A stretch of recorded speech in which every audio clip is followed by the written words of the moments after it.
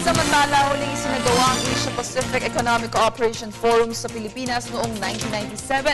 Panahon pa ito ni Pangulong Ramos. Ito ay ginanap sa Subic. Sa 2015 ay muling gaganapin ang nasabing forum sa bansa. Para sa detalye, balita mo kami, Sam Ramirez. Matapos mapaulat na muling gaganapin sa Pilipinas ang Asia-Pacific Economic Cooperation Forum sa taong 2015, ay naghahanap na ang pamahalaan ng lugar na pagdadaan sa nasabing forum. Ilan sa mga napapabalitang lugar na paggaganapan ng forum ay ang mga high-end resort sa Albay, Boracay, Davao at Amanpulo. Ngunit isa lamang ang pwedeng mapili.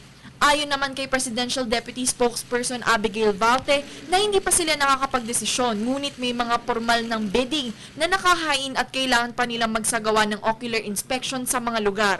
Ilan lamang sa mga dapat isipin ng APEC Forum Committee na responsable sa pag-organize ng nasabing forum ay ang logistics, accommodations, infrastruktura at seguridad ng lugar dahil dadalo ang iba't ibang mga leader na kasapi sa Asia-Pacific Forum.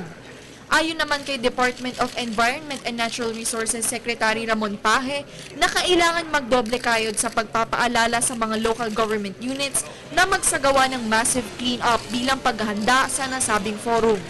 Maliban sa APEC Forum ay tinanggap din ni Pangulong Aquino ang pag-host ng Pilipinas sa East Asia Summit para sa World Economic Forum na gaganapin naman sa 2014. Nag-uulat para sa Telebisyon ng Bayan, Sam Ramirez.